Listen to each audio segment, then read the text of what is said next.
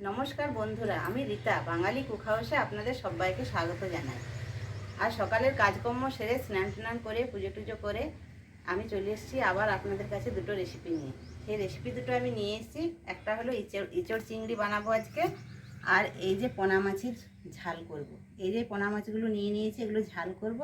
আর এখানে আমি একটা ইঁচড় নিয়েছি, ইঁচড় আর আলু দিয়ে চিংড়ি মাছ আমি রান্না করব। ইঁচড় চিংড়ি বানাবো আজকে। এই যে আমি চিংড়িগুলো নিয়েছি, চিংড়িগুলো এভাবে আমি ধুয়ে মুছে পরিষ্কার করে নিয়েছি, মুখগুলো কেটে ফেলে দিয়েছি। আর এইভাবে সুন্দরভাবে আমি চিংড়িগুলো নিয়ে নিয়েছি। তো চিংড়িগুলো আমার কুচো চিংড়ি, খুব বড় চিংড়ি নয়। এখানে বড় চিংড়ি সবসময় পাওয়া যায় না আমাদের এখানে। আর পোনা মাছগুলো কিন্তু আমি ভালো করে ধুয়ে পুছে পরিষ্কার করে নিয়েছি। তো এখন আমি ইঁচড়টা কেটে নেব। ইঁচড়টা কেটে নিয়ে আবার আপনাদের সামনে আমি আসছি। তো চলুন ইঁচড়টা আমি কেটে নিই। এবার আমি ইঁচড়টা কেটে নেব। তার আগে আমি একটা বাটিতে জল নিয়ে নিয়েছি, জলের মধ্যে একটু তেল দিয়ে দিই।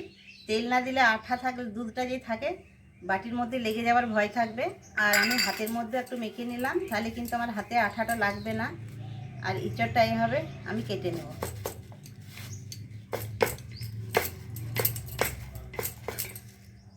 কি সুন্দর দেখুন বন্ধুরা, একদম কচি এঁচড় আর একদম নরম ভিতরটা। এই এঁচড়েই কিন্তু এঁচড় চিংড়ি ভালো হয়। আর এই সময় এঁচড় খেতেও কিন্তু খুব ভালো লাগে।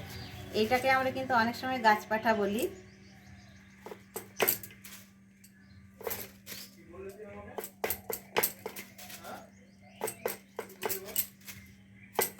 এই যে ইঁচড়গুলো আমি এভাবে চাকা চাকা করে নিয়েছি, এভাবে করে নিলে কিন্তু আমার কাটতে সুবিধা হবে।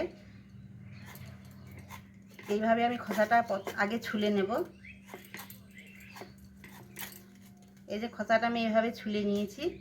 এবার কিন্তু যে এটা গাছ, এই গাছটাও কিন্তু আমি বাদ দিয়ে দেবো। এই গাছটাও কিন্তু আমি নেব না। ভেতরে যে লম্বা মতো এটা থাকে, এটা আমরা গাছ বলি। এইভাবে বড় বড় সাইজের ইঁচড়গুলো এভাবে আমি কেটে নেব। সব এইভাবে ইঁচড়টা আমি কেটে নেব।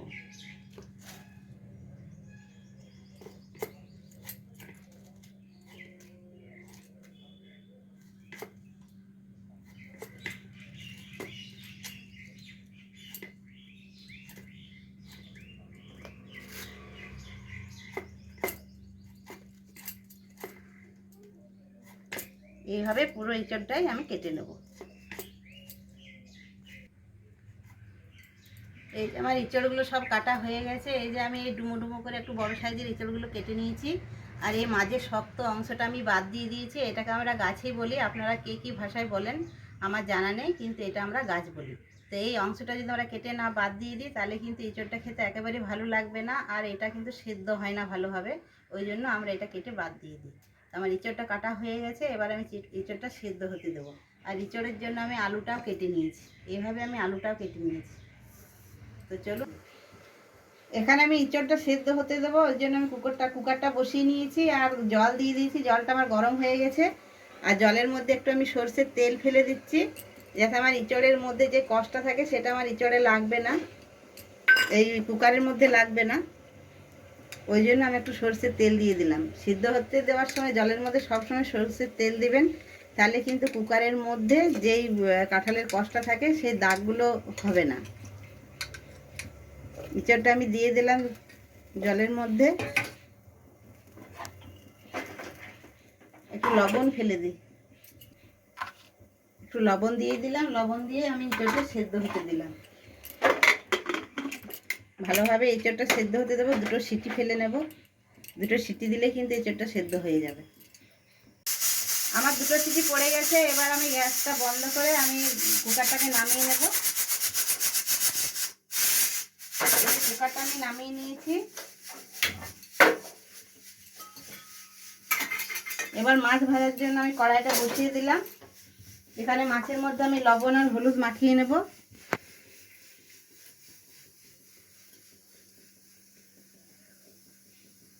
চিংড়ি মাছও আমি লবণ আর হলুদ মাখিয়ে নেব।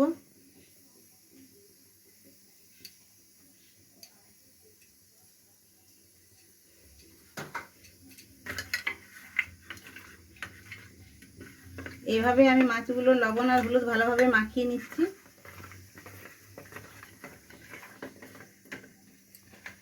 চিংড়ি মাছেও লবণ হলুদটা ভালোভাবে মাখিয়ে নিলাম।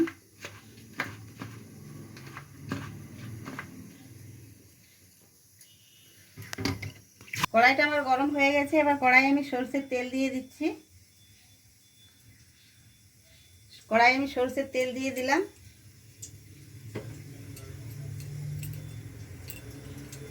আমার তেলটা গরম হয়ে গেছে, একদম ধুমো উড়ে গেছে। এবার আমি মাছগুলো তেলের মধ্যে ছেড়ে দেবো।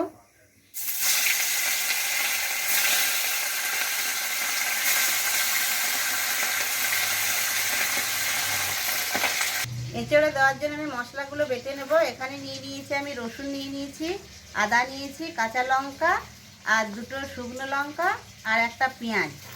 আর এখানে মাছের ঝাল বানানোর জন্য নিয়ে নিয়েছি আমি আদা নিয়েছি, একটা পেঁয়াজ নিয়েছি, কাঁচা লঙ্কা নিয়েছি, শুকনো লঙ্কা নিয়েছি আর এই সাদা সরষেটা আমি 2 চামচ নিয়েছি। আর এই টমেটোটা আমি একসঙ্গে এগুলো সব পেস্ট করে নেব। তো আমি মশলাগুলো এখন করে নিচ্ছি। মাছটা আমার এক পাশটা হয়ে গেছে, এবার আমি উল্টে নেব। দেখুন বন্ধুরা, তেলটা ভালো করে গরম করে দিয়েছি বলে আমার মাছগুলো একটাও ভাঙেনি। এভাবে উল্টে পাল্টে ভালোভাবে আমি ভেজে নেব।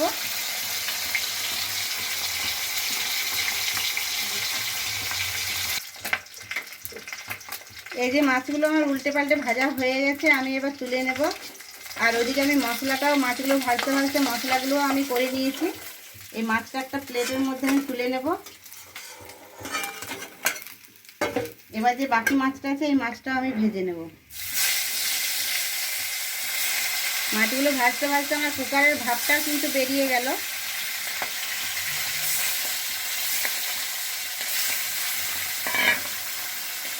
মাছগুলো আমার ভাজা হয়ে গেছে, মাছগুলো উঠিয়ে নিচ্ছি। দুটো পেটি ছিল, আমি পেটি দুটো দিয়ে দিয়েছি। আমার মেয়ে পেটি খেতে খুব ভালোবাসে। আর ওই তেলে আমি কিন্তু চিংড়ি মাছটা ভেজে নেব।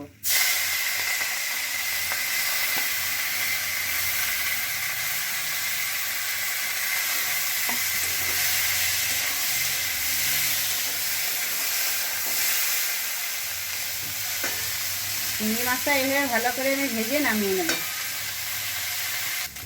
এই যে আমার চিংড়ি মাছটা লাল লাল করে ভাজা হয়ে গেছে, এবার আমি মাছটা নামিয়ে নেব। চিংড়ি মাছের কালারটা কিন্তু একেবারেই চেঞ্জ হয়ে গেছে। এবার আমি চিংড়ি মাছটা নামিয়ে নিচ্ছি।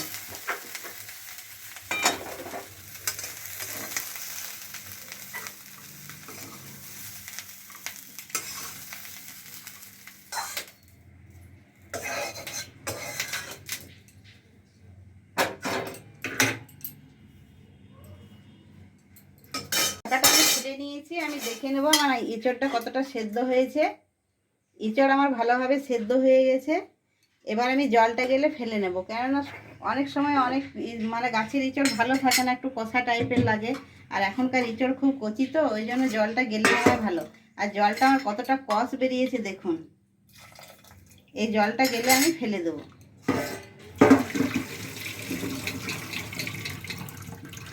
খুব কচি এঁচড় থাকলে একটু জল গেলে খাওয়াই ভালো, নইলে তেতো লাগবে খেতে, একটু কষা ভাব লাগবে। জলটা গেলে ফেলে দিলাম। আমি কড়াইয়ে তেল দিয়ে দিয়েছি, তেলটা গরম হয়ে গেছে। আমি আগে এঁচড় চিংড়িটা করে নেব। এঁচড় চিংড়ি করার আগে আলুটা আমাকে ভেজে নিতে হবে ভালো করে। একটু লাল লাল করে আমি আলুটা ভেজে নেব।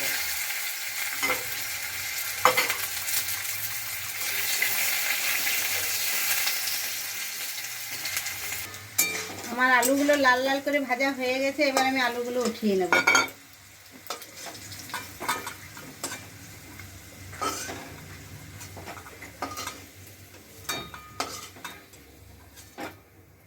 কড়াইয়ের যে তেল আছে এই তেলে আমি একটু চিনি দিয়ে দেব।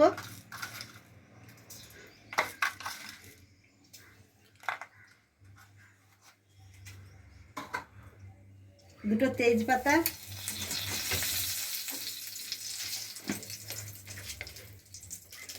একটু 5 ফোড়ন। আমার 5 ফোড়ন তেজপাতা ভালোভাবে ভাজা হয়ে গেছে। এবার আমি টমেটো কুচিয়ে রেখেছি, টমেটোগুলো দিয়ে দেবো তেলের মধ্যে। তেলের মধ্যে দিয়ে টমেটোগুলো একটু নাড়াচাড়া করে ভেজে নেব।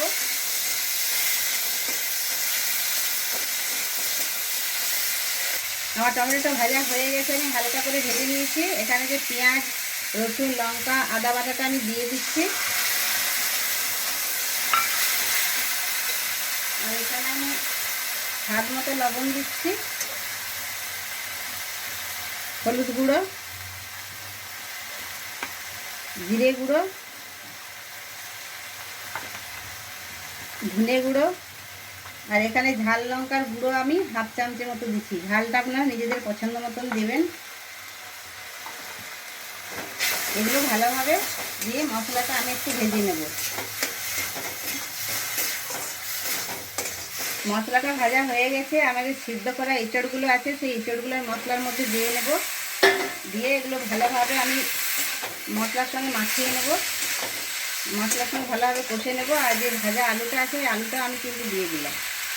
এগুলো ভালোভাবে একসঙ্গে কিছুক্ষণ আমাকে কষে নিতে হবে, যাতে লবণ, হলুদ, মশলা সব ভালোভাবে এঁচড় আর আলুর মধ্যে ঢুকে যায়।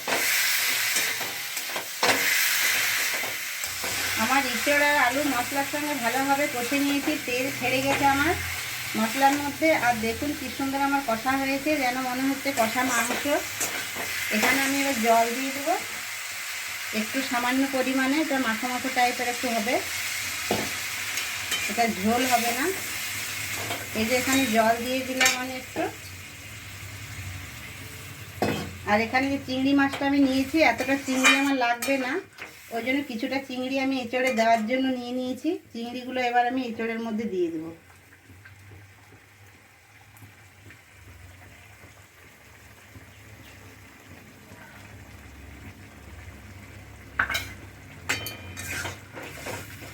কিছুক্ষণ এটা ভালোভাবে ফুটিয়ে নেব।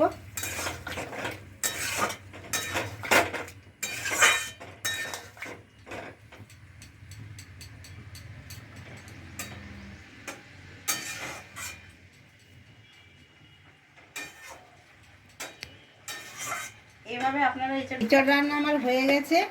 এবার আমি একটু নামাবার আগে গরম মশলা ছড়িয়ে দিচ্ছি।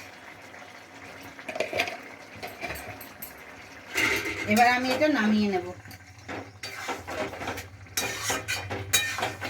কি সুন্দর একটা গন্ধ বেরিয়েছে। আপনারা এভাবে কিন্তু এঁচড় চিংড়ি বানিয়ে খাবেন, খেতে কিন্তু দারুণ টেস্ট, আর খেতেও কিন্তু খুব ভালো লাগে। বাড়ির সকলেই খুব খুশি হয়ে যাবে। এবার আমি এটা নামিয়ে নিচ্ছি, গ্যাসটা অফ করে দিচ্ছি।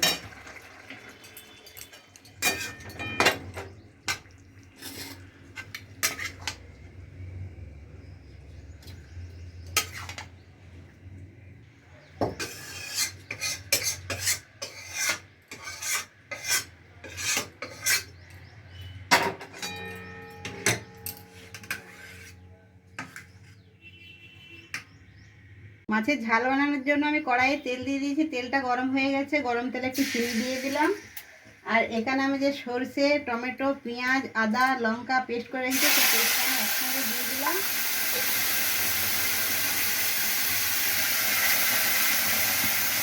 এখানে আমি লবণ, স্বাদ মতো লবণ দিয়ে দিচ্ছি। এখানে হলুদ গুঁড়ো দিয়ে দিলাম, সামান্য একটু জিরে গুঁড়ো।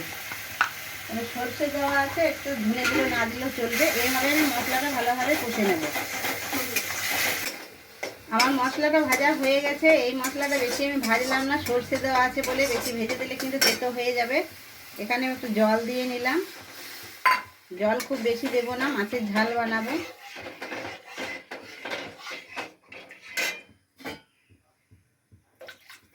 একটু ঢাকা দিয়ে দিচ্ছি, ভালোভাবে ফুটিয়ে নেব। এবার আমি ঢাকাটা খুলে দেখিয়ে নিচ্ছি। এই যে আমার ঝোলটা ফুটে গেছে। এবার এখানে ভাজা মাছগুলো আমি দিয়ে দেবো। ভাজা মাছগুলো আমি দিয়ে দিলাম। দিয়ে আরও কিছুক্ষণ ভালোভাবে ফুটিয়ে নেব।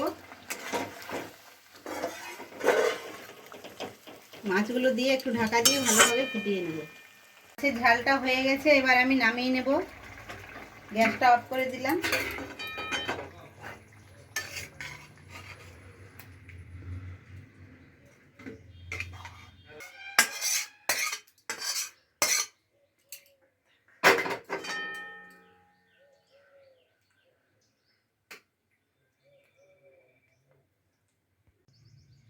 আমার রান্না দুটো একদম কমপ্লিট হয়ে গেছে। আমি এখানে নিয়ে চলে এসেছি। আর এখানে ভাত সাজিয়ে নিয়েছি। তো ইঁচড় চিংড়ি আপনারা এইভাবে বানিয়ে খাবেন, খেতে কিন্তু দারুণ লাগবে।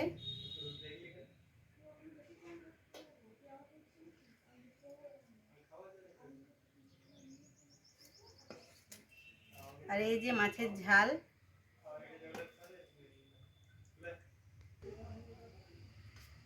এই যে এখানে মাছের ঝালটা নিয়ে নিয়েছি। তো আমার আজকের এই দুটো রেসিপি আপনাদের কেমন লাগলো? আমার এই রেসিপি দুটো আপনাদের যদি ভালো লেগে থাকে তাহলে একটা লাইক করে দেবেন, আর পাশের বন্ধুদের শেয়ার করে দেবেন, আর সাবস্ক্রাইব করতে প্লিজ আমার চ্যানেলটাকে সাবস্ক্রাইব করতে ভুলবেন না। সাবস্ক্রাইব করে আমার পাশেই থাকবেন আর আমার সঙ্গেই থাকবেন। আর আপনারা ভালো থাকুন, সুস্থ থাকুন। এই ধরনের নতুন নতুন রেসিপি পাওয়ার জন্য ভিডিওটা শেষ করছি, আর বেশি বড় করব না। নমস্কার।